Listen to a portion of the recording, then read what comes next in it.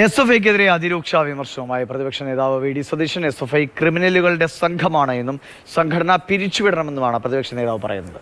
കേരള സർവകലാശാലയിൽ വെച്ച് KSU പ്രവർത്തകരെയും എറണാകുളത്ത് അഭിഭാഷകരെയും എസ്.എഫ്.ഐ മർദ്ദിച്ചെന്ന് വി.ഡി. സതീശൻ ആരോപിച്ചു. ഇന്നലെ തിരുവനന്തപുരത്ത് യൂണിവേഴ്സിറ്റി കോളേജിൽ യൂണിവേഴ്സിറ്റി ഇലക്ഷൻ കഴിഞ്ഞ് പുറത്തേക്ക് വന്നിരുന്ന KSU വിദ്യാർത്ഥിനികൾ ഉൾപ്പെടെയുള്ള ആളുകളെ ക്രൂരമായി ഇവരെ ആക്രമിച്ചു. പുറകിൽ വന്നാണ് അടിച്ചത്. സാമൂഹ്യ വിരുദ്ധരാണ്. പുറകിൽ വന്ന് അടിച്ചത്. പെൺകുട്ടികൾക്ക് വരെ പരിക്കുപറ്റി. അതിനുശേഷം അവരെ രക്ഷിക്കാൻ വന്ന പോലീസിനെ അടിച്ചു. ഇന്ന് വെളുപ്പാങ്കാലത്ത് 12 മണി കഴിഞ്ഞിട്ട് എറണാകുളം ഡിസ്ട്രിക്ട് ബാർ അസോസിയേഷൻ്റെ ആനിവേഴ്സറി ആയിരുന്നു ഇന്നലെ. അവിടെ കയറി ഒരു വലിയ സംഘം അവരൊരുക്കിയിരുന്ന ഭക്ഷണം മുഴുവൻ കഴിച്ചു SFIക്കാർ.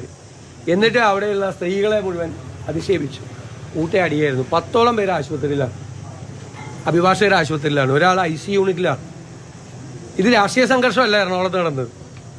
ഒരു പരിപാടി നടക്കുന്ന ഡിസ്ട്രിക്ട് കോർട്ടിൻ്റെ ബാർ അസോസിയേഷൻ്റെ അഭിഭാഷകരുടെ ബാർ അസോസിയേഷൻ്റെ വാർഷിക ദിനം നടക്കുന്ന സ്ഥലത്തേക്ക് ഇരച്ചു കയറി അവിടെ കയറി അവരുടെ പരിപാടിയിൽ മ്യൂസിക് പ്രോഗ്രാമിൽ ഡാൻസ് ചെയ്ത് ബഹളം ഉണ്ടാക്കി. സ്ത്രീകളടക്കം അവമാനിച്ചപ്പോൾ അവർ ചോദ്യം ചെയ്തു. പുറത്തു പോകണമെന്ന് പറഞ്ഞു.